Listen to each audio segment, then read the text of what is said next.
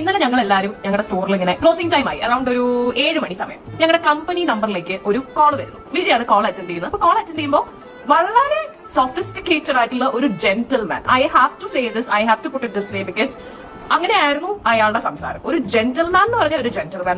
Hello, ഇത് ആര്യയുടെ number ആണോ എന്ന് ചോദിച്ചിട്ടൊക്കെയാണ് ആൾ ആദ്യം വിളിച്ചത്. അപ്പൊ വിജി പറഞ്ഞു ഇത് ആര്യയുടെ നമ്പർ അല്ല, ഇത് കാഞ്ചീവരത്തിന്റെ ഒഫീഷ്യൽ നമ്പറാണ് എന്ന് പറഞ്ഞു. ഇല്ല, ഞാനൊരു പ്രോജക്ടിന്റെ കാര്യം ഡിസ്കസ് ചെയ്യാൻ വേണ്ടിയിട്ടാണ് ആര്യമായിട്ട്. അപ്പൊ ആര്യയുടെ കോൺടാക്ട് നമ്പർ ഇല്ല. വിജി പറഞ്ഞു ഇല്ല, ഇത് പേഴ്സണൽ നമ്പർ അല്ല, personal number without permission share ചെയ്യാനൊന്നും പറ്റില്ല. അപ്പൊ എന്താണ് കാര്യം എന്നോട് പറഞ്ഞാൽ മതി, ഞാൻ ആൾക്ക് മെസ്സേജ് പാസ് ചെയ്തോളാം. എന്നിട്ട് തന്നെ ആൾ ഇമീഡിയറ്റ്ലി അതിന് മുന്നേ ഞാൻ ഒരു കാര്യം പറയട്ടെ, I M A huge fan of Arya, ഞാൻ ആര്യയുടെ വലിയൊരു ഫാനാണ് എന്ന് പറഞ്ഞു. ഇതൊക്കെ ഞാൻ ചിരിക്കുക ഇയാൾ ഇത് പറയുമ്പോൾ, ഓക്കെ ഫാൻ ആണെന്നൊക്കെ പറയുമ്പോൾ.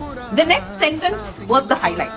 അത് കഴിഞ്ഞ് വിജി പറഞ്ഞു സർ കുഴപ്പമില്ല, എന്താണെങ്കിലും മെസ്സേജ് എന്താണെന്ന് പറഞ്ഞോളൂ, ഞാൻ ആര്യയായിട്ട് പാസ് ചെയ്യണം, എന്നോട് പാസ് ചെയ്യാം. Next thing he said was ആര്യയുടെ മോല.